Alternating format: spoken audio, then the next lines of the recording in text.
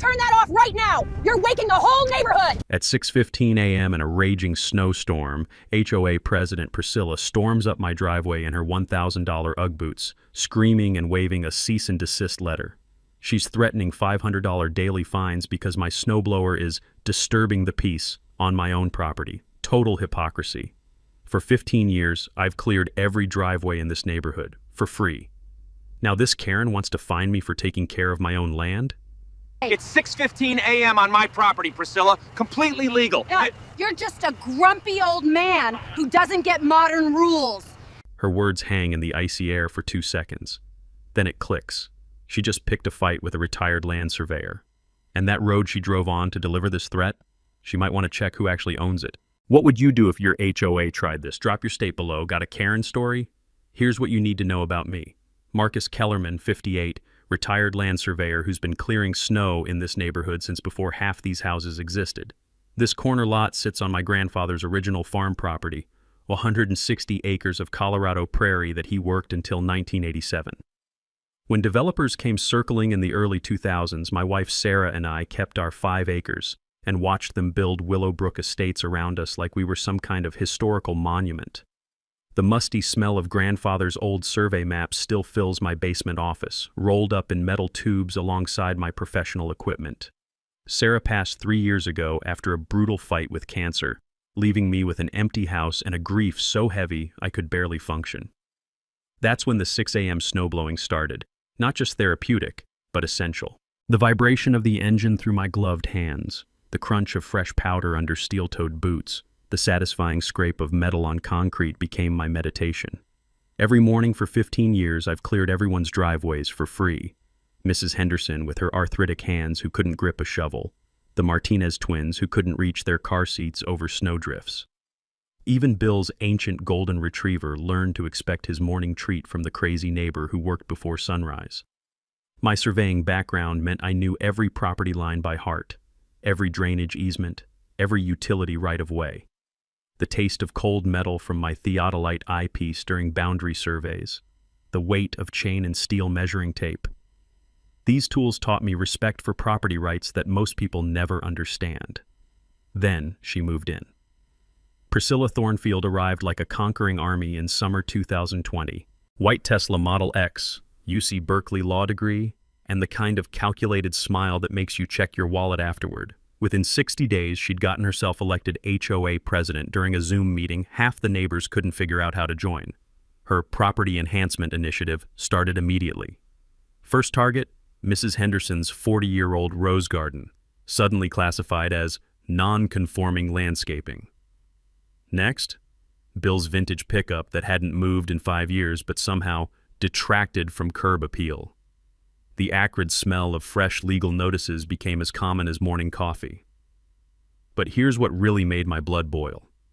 The way she talked to longtime residents like we were museum exhibits. "How charming that you still do manual labor, Marcus," she'd chirp while installing her 6th-ring doorbell to monitor our compliance levels. Her voice had that particular pitch that comes from years of talking down to people she considers intellectually inferior. Her monthly newsletters arrived on cardstock so thick you could build furniture with it. Perfect fonts, embossed letterhead, rules written in legal language designed to intimidate. No RVs in driveways, no visible garbage cans, no unapproved outdoor equipment storage, which apparently included my snowblower sitting in my own garage.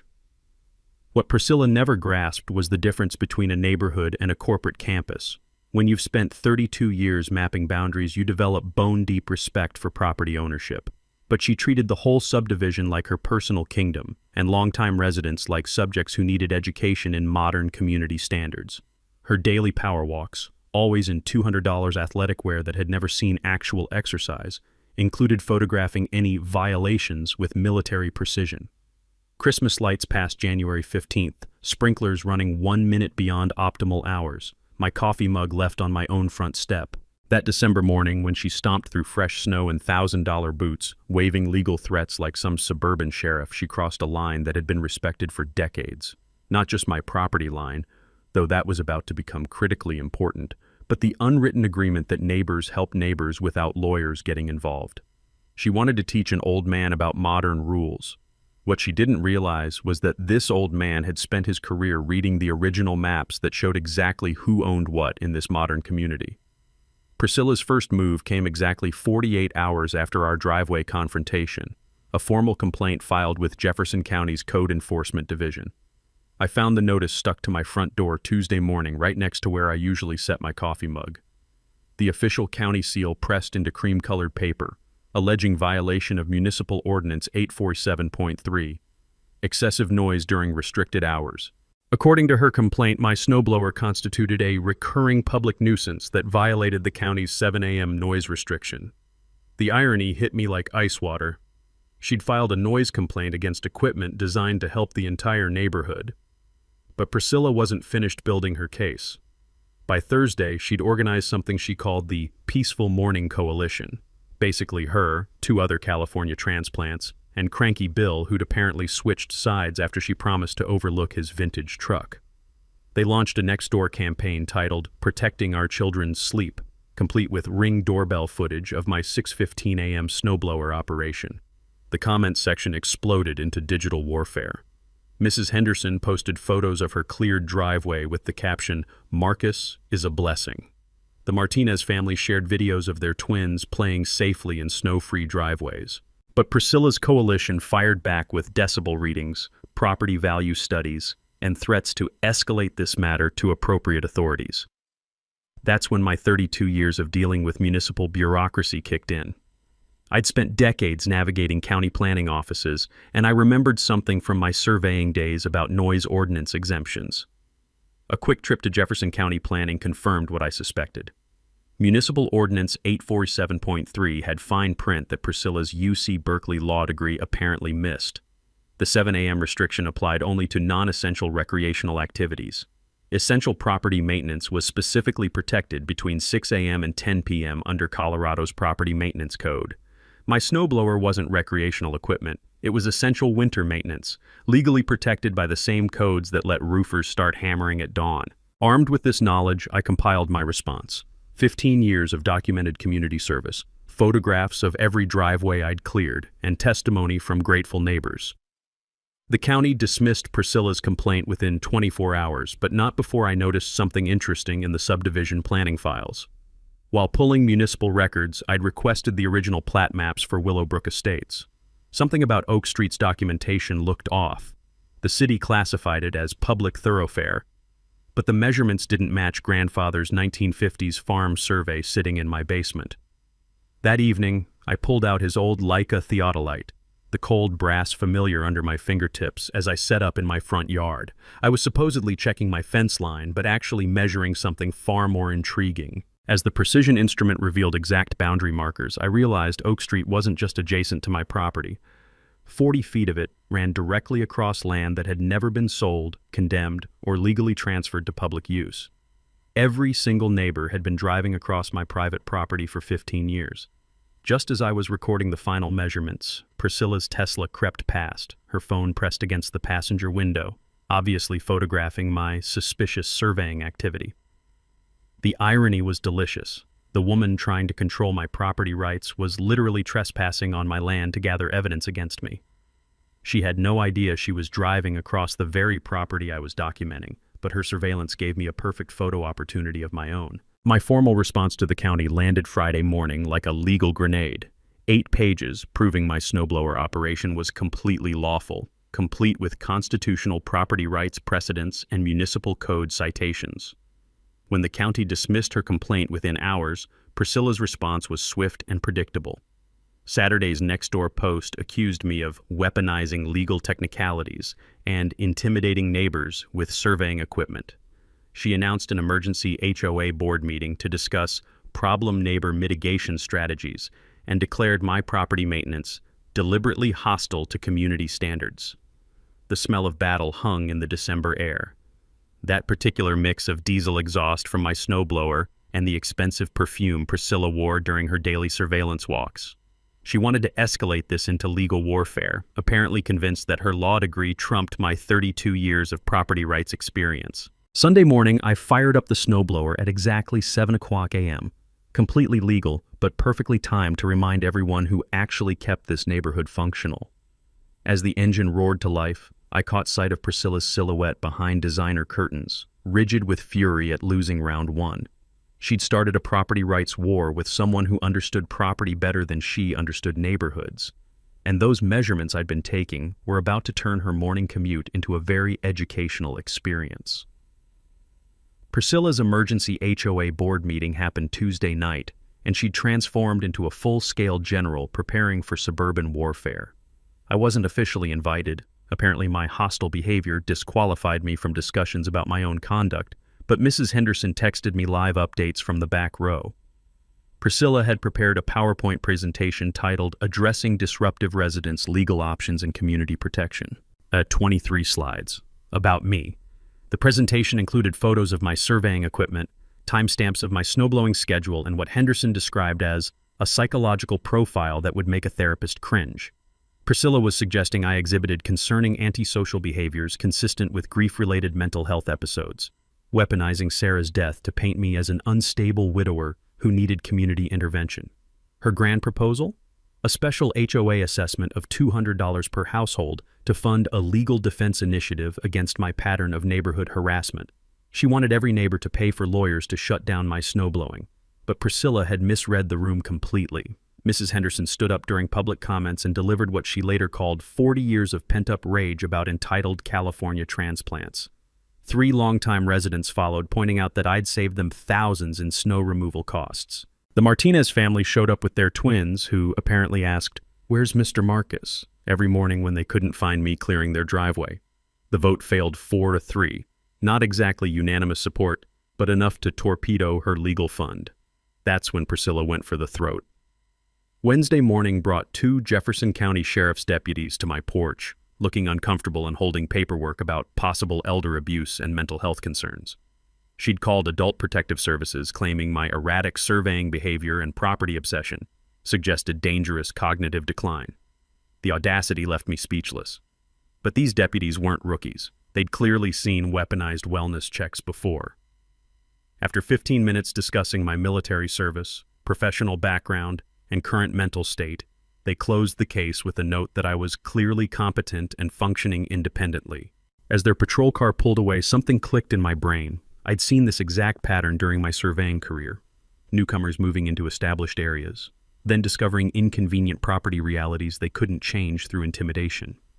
Usually it involved fence lines or water rights, but the psychology was identical. That evening, I found myself in the basement, spreading grandfather's original survey maps across my workbench for the first time since Sarah's funeral. The yellowed paper felt fragile under my fingertips, decades of Colorado dust motes dancing in the fluorescent light. These weren't just family memorabilia. They were legal documents that predated everything Priscilla thought she understood about this neighborhood. I'd been focused on noise ordinances and HOA bylaws, fighting Priscilla's war on her terms. But as I traced the original property boundaries with my finger, following the precise ink lines grandfather had drawn in 1950, I realized I'd been thinking too small. The western edge of the original farm, the strip where Oak Street now runs, had never actually been sold to the subdivision developers. I remembered grandfather telling stories about keeping the back 40 for family access, but I'd assumed that meant the undeveloped land behind the houses. I was wrong. He'd meant the road. Every morning, when Priscilla drove her Tesla down Oak Street to deliver legal threats, she was crossing 40 feet of Kellerman family land that had never changed ownership. The subdivision had been built, assuming they'd eventually acquire proper road easements. But 2008's financial crisis killed the developer before the paperwork was completed. For 15 years, 47 families had been driving across my private property twice daily, and none of them knew it. Thursday's certified letter from Hartwell, Morrison & Associates felt like validation. Priscilla had hired a boutique HOA law firm with her own money, demanding I cease all intimidation tactics, including surveying activities and hostile interactions. They threatened restraining orders and civil action for intentional infliction of emotional distress. Reading legal threats while sitting on a property rights goldmine felt surreal. These lawyers were building a case around neighbor disputes and noise complaints, completely unaware they were representing someone who'd been trespassing to file the complaints. Friday evening, I sat in my kitchen with coffee and grandfather's deed, watching Priscilla's headlights sweep across my front window as she returned from another day of building her case against me. The heavy paper felt warm under my fingertips, 70-year-old ink still sharp and legally binding. She thought she was educating an old man about modern community standards. What she'd actually done was give a property rights expert the perfect motivation to dust off some very old, very enforceable legal documents. The war she wanted was about to get much more interesting than noise complaints. Priscilla's desperation reached new heights when I woke up Monday morning to find a Channel 9 news van parked across the street, complete with a perfectly coiffed reporter practicing her lead-in while pointing at my house. She'd actually called the media, on me, for snowblowing. The reporter, Jessica Finley, knocked on my door around 9 a.m. with that particular smile television people use when they smell a David versus Goliath story. The cold morning air carried the diesel exhaust from her news van as she explained her assignment. "Mr. Kellerman, we'd like to hear your side of this HOA dispute that's got the neighborhood divided." I invited her in for coffee, genuinely curious how Priscilla had pitched this.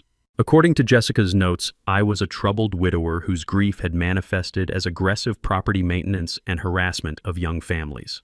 Priscilla had painted herself as a concerned community leader, protecting children from my escalating mental health episodes. "Your HOA president seems genuinely worried about community safety," Jessica said, her pen hovering over her notepad. That's when I decided to give her a real story.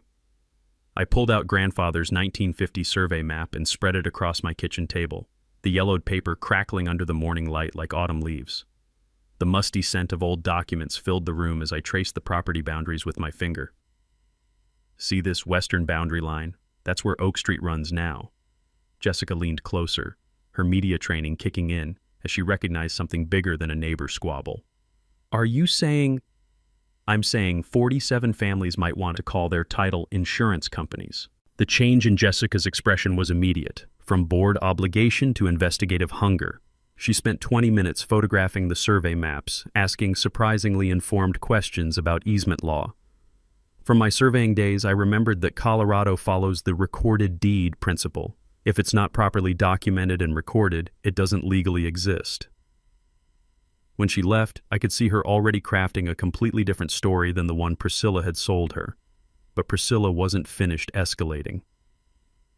Tuesday afternoon brought her newest creation, a community safety patrol consisting of herself and 2 other California transplants armed with clipboards and measuring tapes.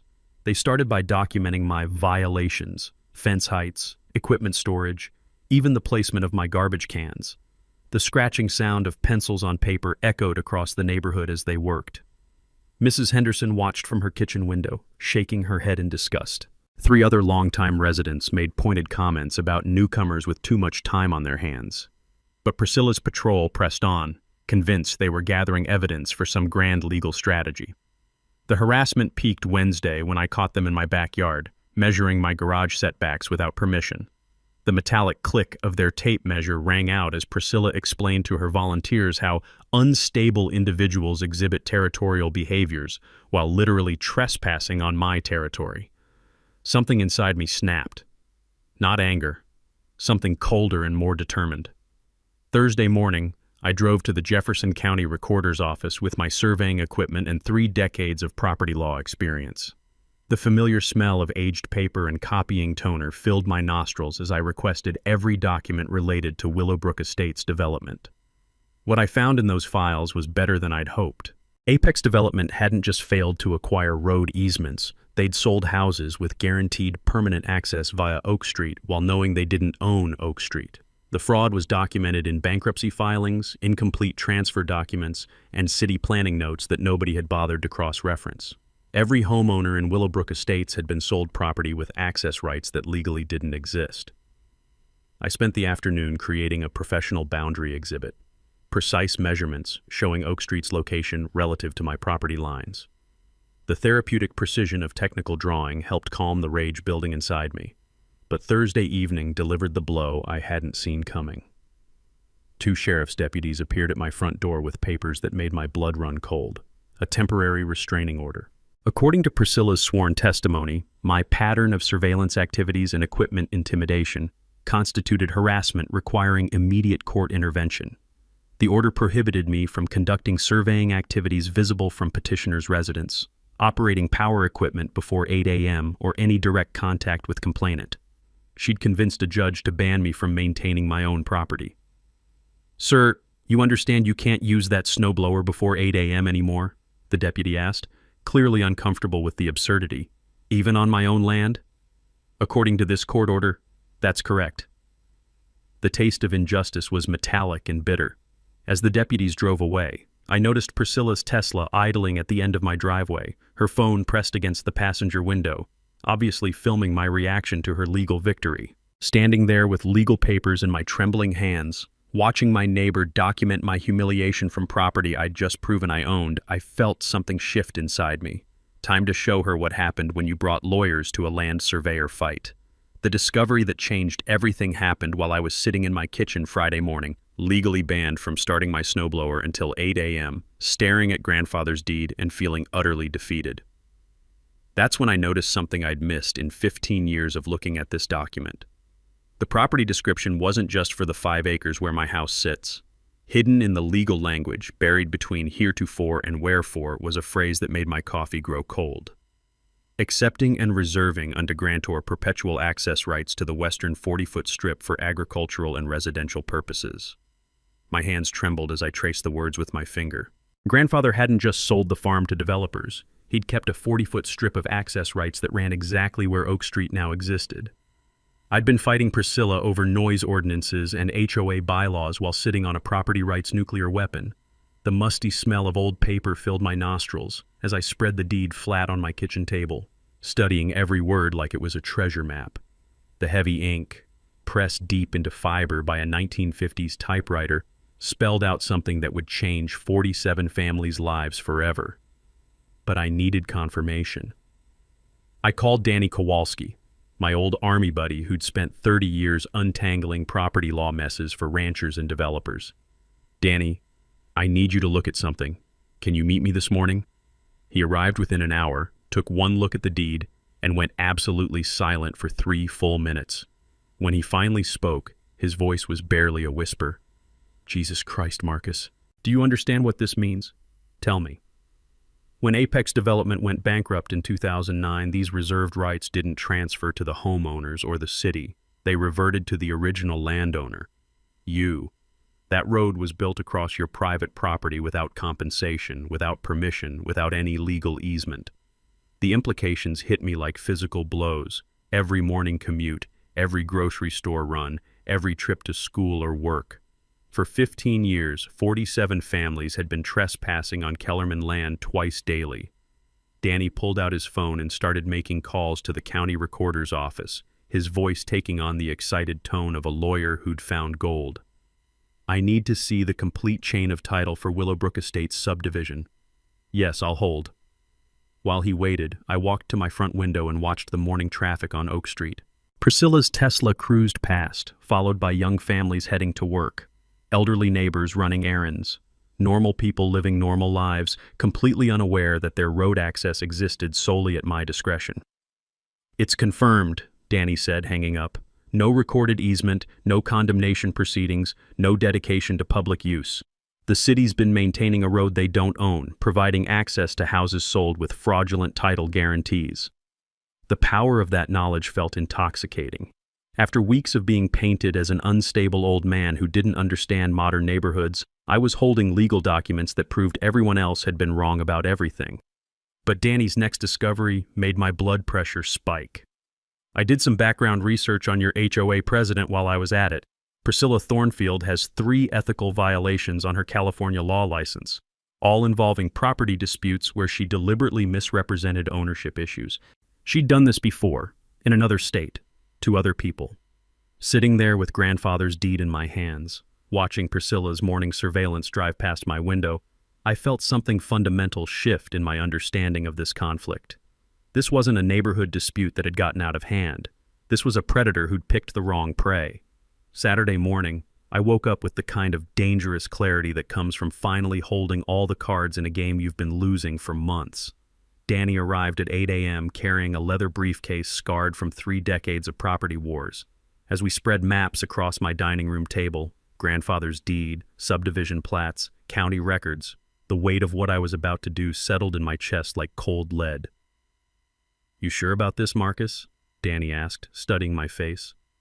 "Once you start down this road, there's no backing up. 47 families are going to hate your guts." The question hung in the air like gunpowder smoke. For 15 years, I'd been the neighborhood's unofficial caretaker. Now I was about to become its worst nightmare. "Priscilla made this personal," I said, tracing Oak Street on the survey map. "She wanted to teach me about modern rules. Time for her to learn about old ones." Danny's plan was elegantly brutal.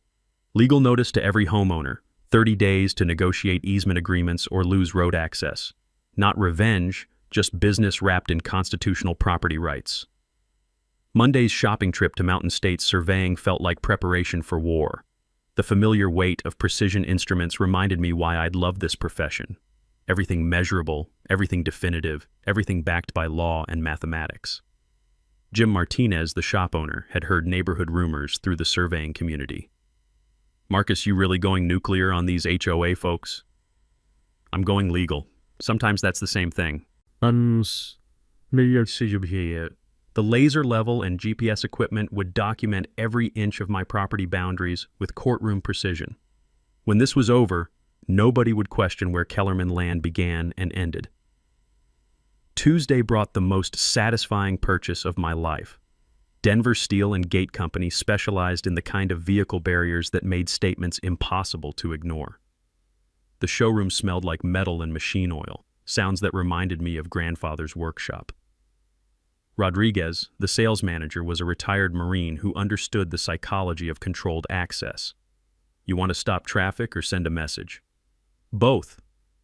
The gate specifications read like military hardware: 12-foot steel swing barrier, hydraulic operation, keypad access with emergency override, quarter-inch plate steel that could stop a pickup truck mounted on posts anchored 3 feet deep in Colorado clay. "This isn't coming down without heavy equipment," Rodriguez said, marking installation requirements on the contract. That's the idea. Wednesday's permit application at Jefferson County felt surreal. The planning clerk, a young woman whose name tag read Sarah, processed my private property security enhancement request with bureaucratic efficiency.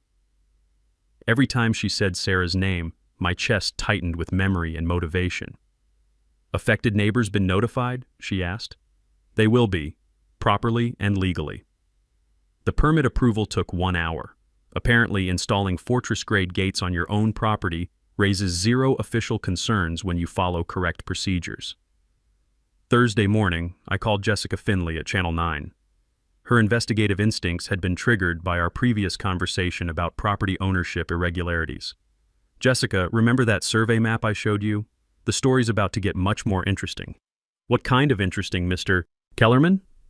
"The kind that happens when someone finally reads the fine print on 70-year-old property deeds." We scheduled her return for next Friday. Perfect timing to document whatever chaos followed my property rights assertion. But the real weapon was Danny's legal correspondence. Thursday afternoon, we drafted notice of trespass termination letters for every Willowbrook household. The language was clinical and devastating.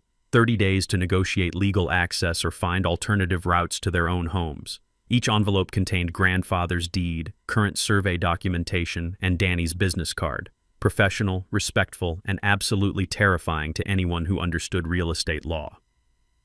"The beauty of this," Danny explained while we addressed envelopes, "is that you're not attacking anyone.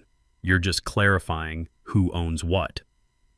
Friday evening, I stood in my driveway watching normal neighborhood life flow around Oak Street like water around a stone. Kids riding bikes, families returning from dinner, Mrs. Henderson walking her ancient Cocker Spaniel, all of it about to change forever. The gate components arrived Saturday in an unmarked truck, steel plates heavy enough to require specialized equipment for installation. Pete, the crew chief, had obviously handled sensitive projects before. "You want this installed quiet, or do you want the whole neighborhood to know something's happening?" "I want it installed permanently. The neighborhood will figure out the rest." As Pete's crew began marking concrete locations, I noticed Priscilla's Tesla creeping past during her evening surveillance ritual. She couldn't see the gate components from the street, but the sight of hard hats and surveying equipment on my property triggered her paranoia sensors. She had no idea that her worst fears about my surveying activities were about to become her new reality. Tomorrow, the war she'd started with legal papers and restraining orders was going to become very physical and very permanent. The concrete had barely cured when Priscilla launched her most desperate counterattack yet.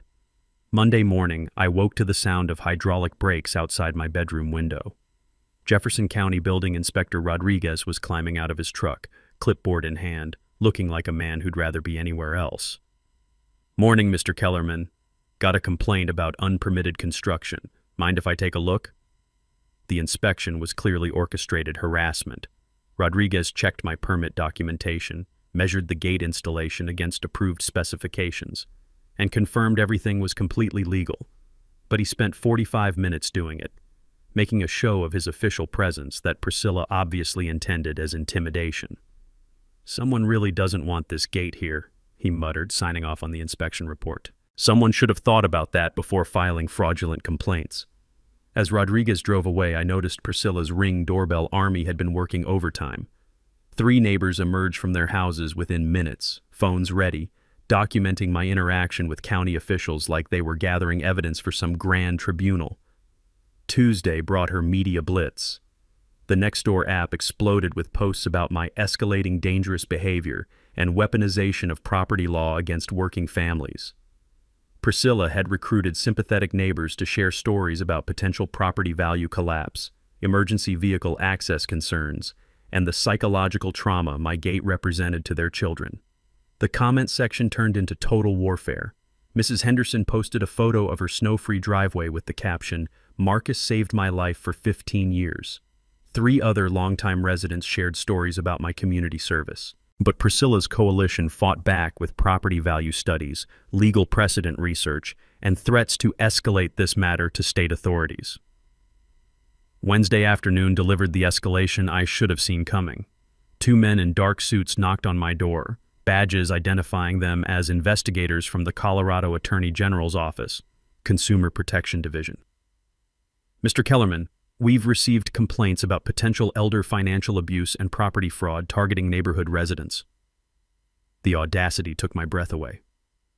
Priscilla had convinced state investigators that I was running some kind of property scam against my own neighbors. The interview lasted 2 hours. These guys weren't local deputies who could be impressed by surveying credentials. They were experienced fraud investigators who'd seen every property-related con game ever invented. But they were also professional enough to recognize legitimate property ownership when it was properly documented. "Sir, your paperwork appears completely in order," the lead investigator finally admitted. "But we had to investigate claims about potential exploitation of elderly residents." "You mean potential exploitation by elderly residents?" "That's not how the complaint was filed." After they left, I realized Priscilla had made a critical error. State investigators don't just close cases, they document them. Her false complaint about elder fraud was now officially recorded as unfounded, creating a legal trail that would be very useful if this escalated to court. Thursday brought her most personal attack yet. A private investigator appeared at my door, identifying himself as working for Hartwell, Morrison & Associates. Priscilla's law firm was conducting background research into my pattern of antisocial behavior and possible cognitive decline. "We understand you have been experiencing difficulties since your wife's passing," the PI said with practiced sympathy. "Sometimes grief manifests as property obsession or paranoid behaviors." The psychological manipulation was breathtaking. They weren't just attacking my legal position, they were attacking my mental competence, using Sarah's death as ammunition in their property war. But I'd been expecting this move. Danny had warned me that desperate opponents often resort to character assassination when legal arguments fail.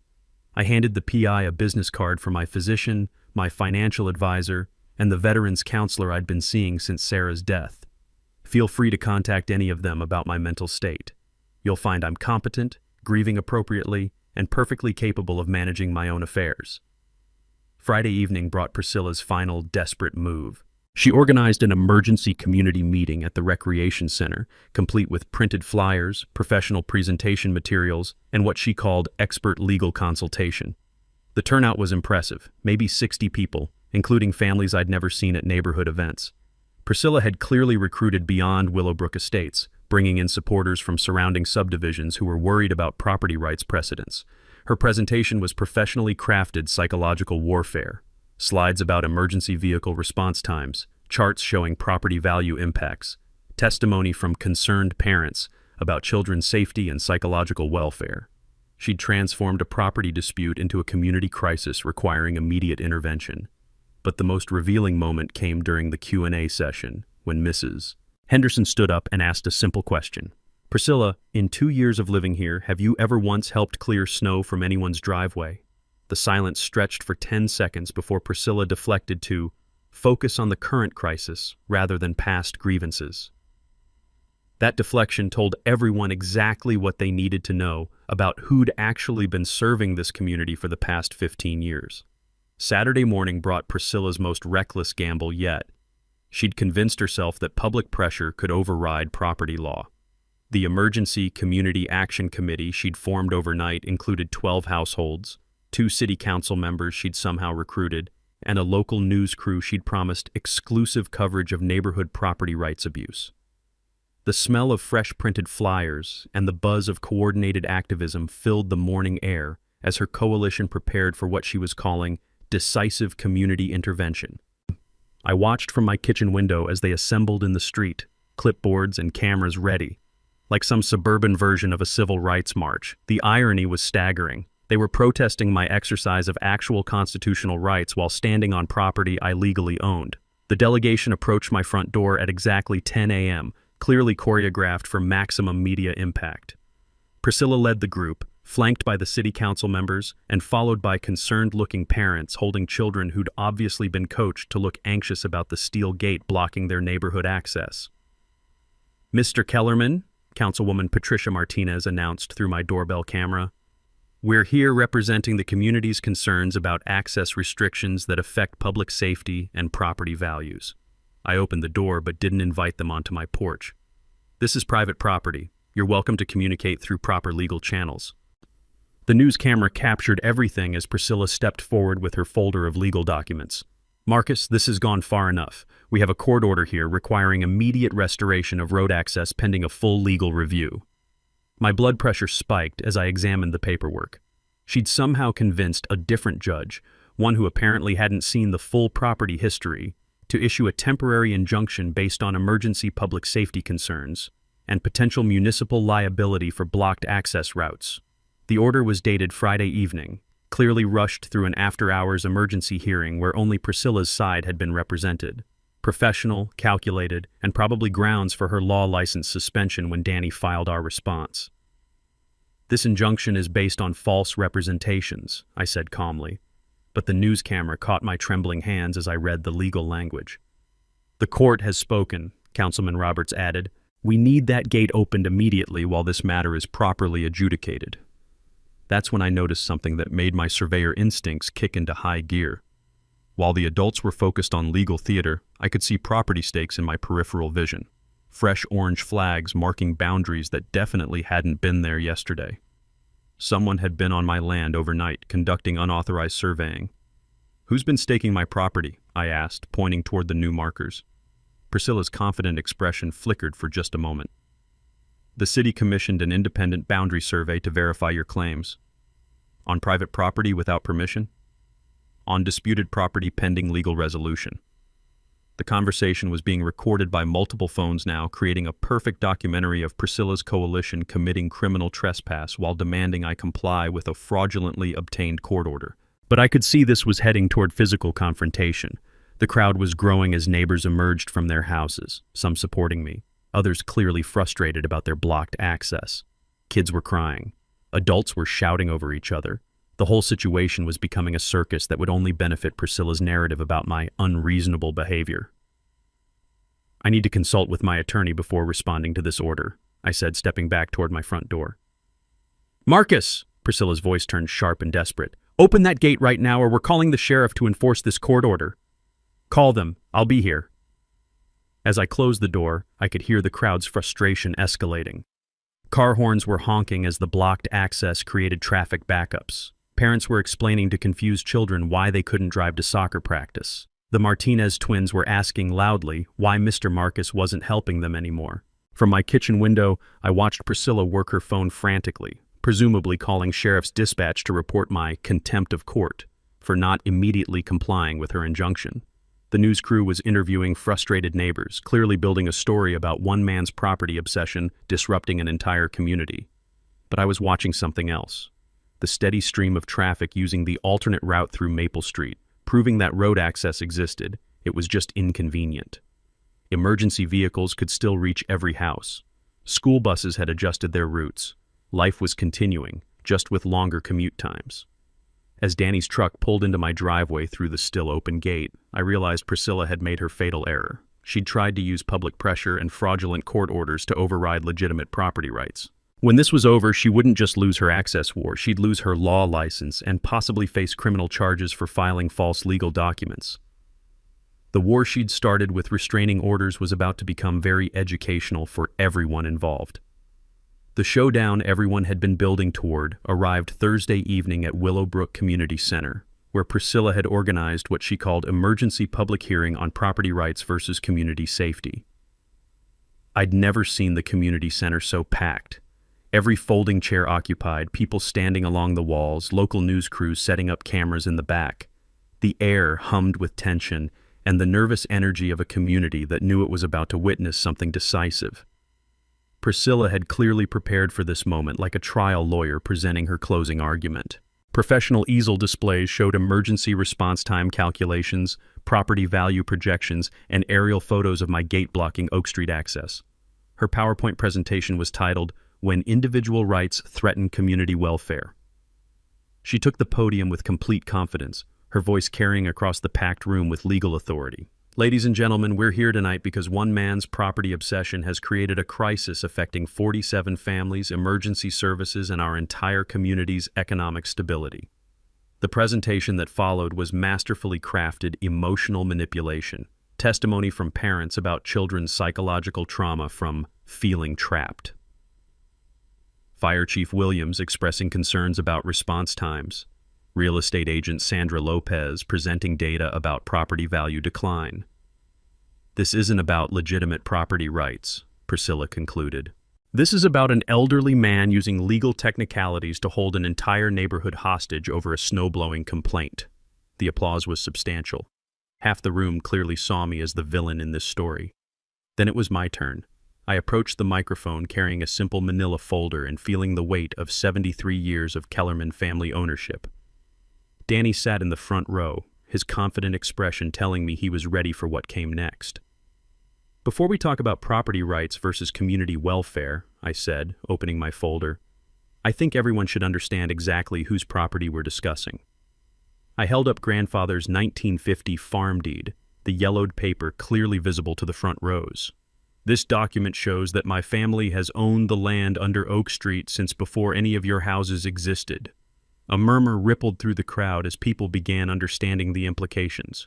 Mrs. Thornfield has spent 6 months telling everyone I don't understand modern community standards, but she's never bothered to research the legal history of this community. I pulled out Danny's chain of title research, county planning documents, and the subdivision maps that showed the gap between legal reality and everyone's assumptions. Every house in Willowbrook Estates was sold with title insurance guaranteeing access via Oak Street. But Oak Street was never properly acquired from my family. For 15 years, 47 households have been using private property without permission, compensation, or legal easement. The room went absolutely silent as the magnitude of the problem became clear. "This isn't one man holding a community hostage," I continued, my voice steady despite my racing heart. "This is a community that discovered it was built on someone else's land." Priscilla shot to her feet, her composure finally cracking. "That's ridiculous. The city maintains that road. It appears on all municipal maps." "Municipal maps can be wrong, Mrs. Thornfield. Property deeds aren't." That's when Danny stood up and delivered the bombshell we'd been saving for this moment. "Ladies and gentlemen, I'm Daniel Kowalski, representing Mr. Kellerman. 3 days ago, we filed formal notice with the Jefferson County District Attorney's Office regarding fraudulent legal documents submitted in this case."